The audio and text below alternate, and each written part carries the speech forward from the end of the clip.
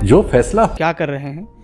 और मैं तो टीवी डिबेट में आपको देखता हूं, लेकिन कम ही देखता हूं। जी जी, देखिए टीवी तो हम लोगों को बर्दाश्त नहीं कर सकता, इसलिए एक आध दो एंकर्स हैं जो बर्दाश्त कर लेते हैं। तो इसलिए वहाँ तो उपस्थिति बहुत नहीं हो सकती हमारी, कभी कभी हो जाती है। तो ये इसको जो भी कहना आप चाहें, कुछ जगहों पर हम लोग मतलब वहाँ से बुलाए जाने पर भी नहीं जाते, क्योंकि उन लोगों ने अपने को ऐसा नष्ट कर लिया है कि वहाँ जाके अपमानित होने जैसा लगता है। तो एक तो इसलिए टीवी को तो वहाँ छोड़ दीजिए। हम लोग कोशिश कर रहे हैं 2018 से कि जो वैकल्पिक मीडिया पैदा हो सकता है, तकनीक थोड़ी सुविधा देती है, और चूँकि तकनीक का विकास ऐसी जगहों पे हुआ है जिस पर हमारे देश जैसी सरकारों का नियंत्रण तो है, लेकिन फिर भी उसमें गुंजाइश है। तो जिसलिए आप भी उसका प्रयोग करके हमें रिकॉर्ड कर रहे हैं और हम अपनी बात कह ले रहे हैं। इस दौर में दुनिया में ज़्यादातर जगहों में ऐसा हो रहा है कि लोग तानाशाही की जो प्रवृत्तियां हैं उन सबको सरकारें ऑप्ट करती जा रही हैं, नेता ऑप्ट करते जा रहे हैं, राजनीति ऑप्ट कर रही है, क्योंकि वो समस्याओं का हल करने में असफल है। समस्याएं लगातार बढ़ रही हैं, कठिनाइयाँ बढ़ रही हैं, लूट खसोट बेईमानी बढ़ रही है। तो वो उल्टी गंगा बहाने का काम माध्यमों से शुरू हुआ है, जो कम्युनिकेशन के माध्यम है। मीडिया हम लोगों के ज़माने में, जब हम लोग आए आज से बहुत पहले 83-84 में मैंने पत्रकारिता में कदम रखा था, तो उस ज़माने में जो भी हमारे गुरु लोग थे, जो हमसे सीनियर थे, जिन्होंने जहाँ जहाँ जो शिक्षा दी, उसमें यही था कि हम जो काम कर रहे हैं वो आवाम को सूचना से एम्पावर करने का काम कर रहे हैं।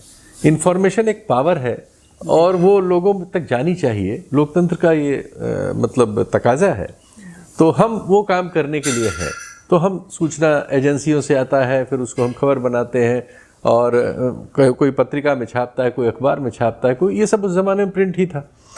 फिर तकनीक के विकास से टेलीविज़न आ गया, टेलीविज़न में बहुत सारा पैसा लगने लगा, तो उसमें सब में ये हुआ कि बहुत बड़े पैसे वाले ही करने लगे, इस तरह के समूह बन गए, और फिर उस पैसे की उगाही करने के लिए उन्होंने तरह तरह के समझौते करना शुरू किए। और अब हम जिस हाल में हैं वहाँ तो बिल्कुल उल्टा हो गया। तो जिस काम को इसलिए शुरू किया गया था, इसलिए जो चलता था हम लोगों के समय में और हम लोगों के पूर्वजों के द्वारा, कि जो पब्लिक को एम्पावर करने के लिए था, वो काम अब पावर को ही एम्पावर करने के लिए हो गया। जो सत्ता है उसी को सामर्थ्य देने का काम अब मीडिया करता है, उसी की वकालत, उसी का बचाव, उसकी ओर से जनता पर हमला, ये काम ले लिया मीडिया ने हाथ में। तो इसका हम लोग इतने समर्थ नहीं कि हम इसका मुकाबला करने जैसी बात कहें। हम कोशिश कर रहे हैं कि इसके बावजूद लोगों की बात, सूचना लोगों तक पहुँचे, विश्लेषण पहुँचे, कुछ बात सरकार से सवाल करते हुए लोगों तक पहुँचे। एक क्रिटिकल माइंड समाज में होना चाहिए। जो आप लोगों ने जहाँ से शिक्षा ली है उन सब जगहों में ये बातचीत होती है, शिक्षित लोगों में ये गुण विकसित हो जाता है। तो ये हम अपने समाज में विकसित करने में जो भी योगदान कर सकते हैं, कोशिश करें, वही कर रहे हैं। आपको नहीं लगता है कि सर इस गिरावट का जो एक मामला जहाँ से शुरू होता है, लोगों की भागीदारी नहीं है मीडिया में? मैं अभी किसी से पूछ रहा था कि कोई आदिवासी आपको प्रवक्ता क्यों नहीं दिखता है, कोई आदिवासी एंकर मीडिया में क्यों नहीं दिखता है? काबिलियत नहीं है या फिर मेरिट नहीं है? जाहिर सी बात है कि मेरिट तो मौके से पैदा होती है, आपको भी पता है, लेकिन ये सवाल क्यों नहीं? हम जो वैकल्पिक भी मीडिया बना रहे हैं, क्या उसमें ऐसे समूहों के लिए कोई जगह है जो आकर अपनी बात रख सकते हैं? देखिए, इसमें एक सुविधा है। वैकल्पिक मीडिया में कोई बड़े इंस्टीट्यूशन और उसकी ज़रूरत नहीं है। इंडिविजुअल अंबर साहब को लगा कि साहब मुझे ये काम करना है, और उन्होंने एक दो दोस्तों से मिले, थोड़ा बहुत जुटाया, और अगर ये जितना आप कर रहे हैं ये भी ना हो तो टेलीफोन से ही हो जाता है जी। कोई नहीं है, टेलीफोन से आप इसको कर देते हैं। हाथ में जो ये मोबाइल फ़ोन है हमारा, आज ये पूरा काम करता है। तो तकनीक ने, जो हमने नहीं विकसित की, दुनिया में अपनी तरक्की के लिए कम्युनिकेशन पे सबसे ज़्यादा रिसर्च हो रही है, क्योंकि इस धंधे में सबसे ज़्यादा पैसा है। तो ये चीज़ें आ रही हैं हाथ में, सबके हाथ तक पहुंच जा रही। तो अब ये मौका है, और उस मौके का ही लाभ उठा के अंबर भी पत्रकारिता कर रहे हैं। वरना तो ये सब कुछ हमारे समाज का जो निजाम है, हज़ारों सालों से ऐसा बना हुआ है कि उसमें एक प्रभु वर्ग है जिसके हाथ में सब कुछ है, और वो दूसरे को देने में उसकी कोई रुचि नहीं है, दूसरों से छीन लेने में ही रुचि है।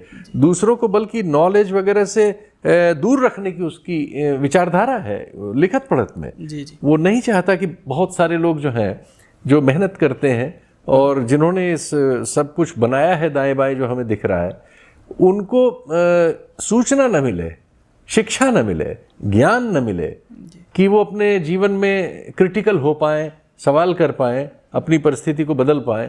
तो ये हमारी मतलब हमारी सामाजिक परंपरा है, तो ये अभी तक चल रही है। इसलिए जो आपने कहा, अब दिल्ली में जो भी नेशनल प्रेस जिसे आप कहेंगे या जो नेशनल मीडिया है, उसमें तो उसको तो छोड़ ही दीजिए कि आदिवासी, उसमें कोई पिछड़ी जातियों के बिल्कुल नदारद हैं, एक आध कोई होगा। सवर्णों में भी कुछ ग्रुप्स होते हैं, उन्हीं के लोग होते हैं, क्योंकि वहाँ बहुत थोड़े से लोग होते हैं, लेकिन सवर्ण ही होते हैं ज़्यादातर। पूरा मीडिया सवर्ण है, जो आबादी का 12-13%, 15% है, और वो पूरे 100% को रिप्रेजेंट करने के दावे करता है, जबकि वो भेदभाव कर रहा होता है। वो भेदभाव की परंपरा लेके उसको लगता ही नहीं कि वो भेदभाव कर रहा है। मैं कई बार ऐसा हुआ है कि हम लोग जिस तरह से बोलते बालते हैं, उससे लोग कहते हैं कि ये आप क्या कह रहे हैं, यानी मतलब हम ये सब ना कहें, हम उनके हिसाब से उनके वर्ग में आते हैं। तो उनको लगता ही नहीं कि इसमें हम कोई मानवीय तर्क रखें।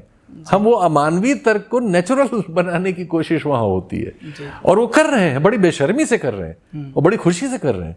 अभी चित्रा त्रिपाठी जी ने एक डिबेट में बोला कि उनका सरनेम त्रिपाठी है, उन्हें गर्व होता है। हाँ, गर्व होता है। तो माता पिता ने दिया, हम हटा नहीं सकते हैं।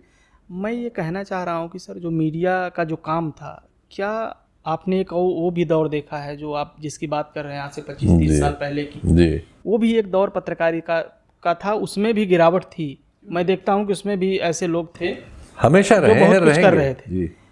लेकिन ये मीडिया जो सांप्रदायिक हो गया है, जो सीधे हिंदू मुसलमान करता है, क्या ऐसा पहले था कि खुलेआम ऐसी बातें की जाती? नहीं, पहले भी ऐसा था, इस परिमाण में नहीं था, एब्सोल्यूट नहीं हुआ था जी।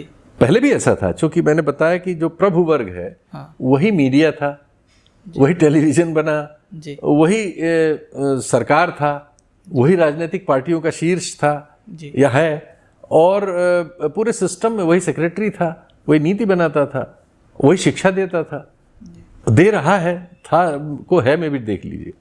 तो वो जो है सब कुछ उस ज़माने में भी उसका हिस्सा रहा है।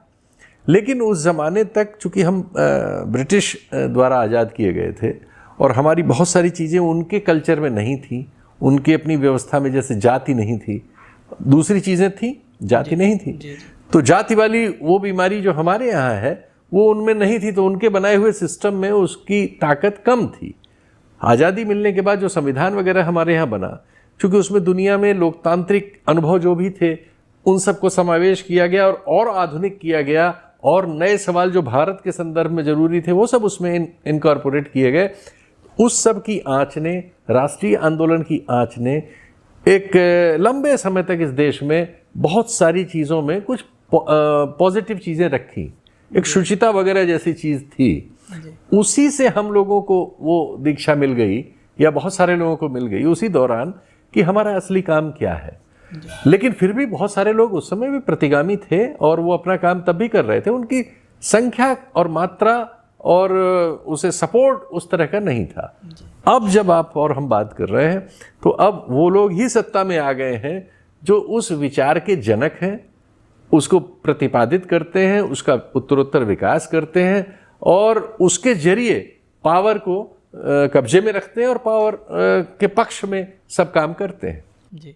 आपको ये लगता है कि आपने उस दौर में बहुत सारे जो सवाल थे उनको कवर भी किया होगा एक पत्रकार के तौर पर, और आप ज़्यादातर अखबारों में आपने काम किया है पहले भी। तो मैं ये सवाल पूछ रहा हूँ कि जब मंडल कमीशन इस देश में लागू हो रहा था, एक सुरेंद्र प्रताप सिंह एक पत्रकार थे जिन्हें पत्रकारिता का महानायक कहा जाता है, जिन्होंने उसके पक्ष में बहुत लिखा और बहुत बेबाकी से लिखा है। लेकिन उसी दौर में एक सांप्रदायिक लहर भी इस देश में चल रही थी। जब 1992 में बाबरी का, और 90 के बाद जो बाबरी का मामला शुरू होता है बहुत तेज़ी से, आपने जब एक पत्रकार के तौर पे उन घटनाओं को कवर किया, तो आपको क्या एहसास हुआ? क्या विश्व हिंदू परिषद, RSS, बजरंग दल, या ये जितने भी संगठन हैं जो सांप्रदायिक संगठन हैं, क्या वो इसी तरह काम कर रहे थे जैसे अभी कर रहे थे? जैसे आपका मैंने कहीं एक बातचीत सुनी, छोटी सी क्लिप, कि आप बोल रहे थे, कुछ लोग कह रहे थे कि सरयू का पानी लाल हो गया था, तो क्या वाकई में हो गया था ऐसा कुछ? देखिए, मैंने जैसे कहा कि ये धाराएं हमेशा थीं, इसलिए कि उसी वर्ग के हाथ में चीज़ें रहीं।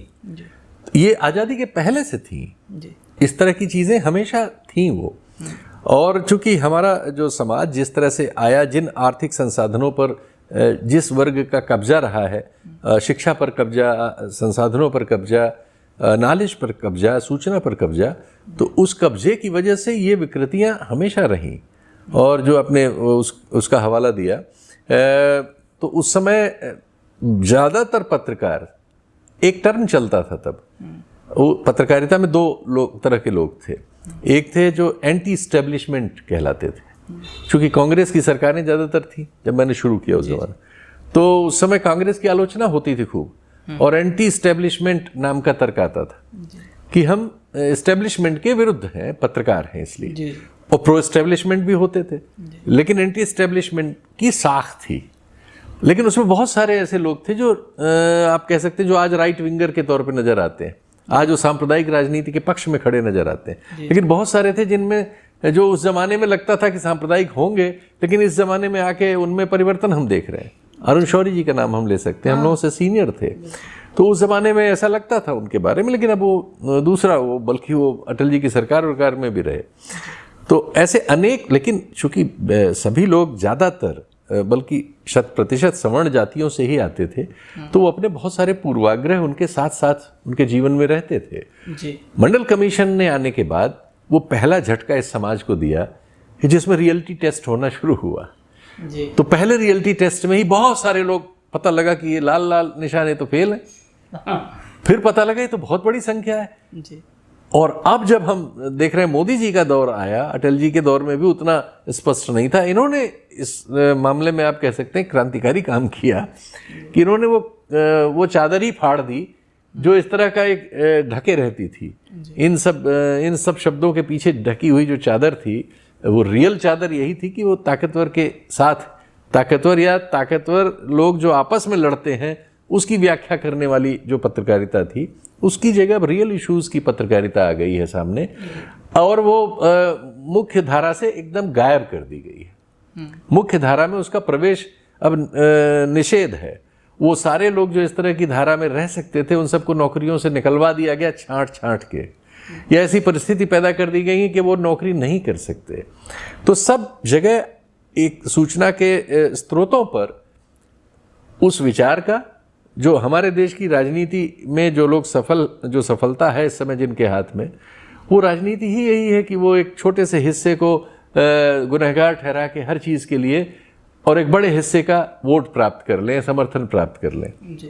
फिर उस बड़े हिस्से में भी बहुत सारे लोगों को कोई हिस्सा न दें, संसाधनों में, नौकरियों में, शिक्षा में, सूचना में, और उन सबको तमाम 100 साल, 400 साल, 500 साल पुरानी या हज़ारों साल पुरानी माइथोलॉजी वगैरह के जरिए माइंड्स पे कब्जा किए रहें। ढेर सारे आबा डाबा बाबा पैदा कर दें जो लोगों को तरह तरह की मतलब 400-500 साल पुरानी बातों पर गुमराह करते रहें, और लोगों को धर्मभीरू बनाए रहें, अवैज्ञानिक बनाए रहें, और इसका जो कल्मिनेशन है वो है कि मूर्ख बनाए रहें। तो एक मूर्ख बनाने वाली सत्ता का सृजन सफलतापूर्वक कर लिया गया है, और उसमें हमारे यहाँ का जो जाति विभाजन है वो अपनी निर्मम भूमिका बेशर्मी से और पूरी दादागिरी से और खुलेआम निभा रहा है। जी।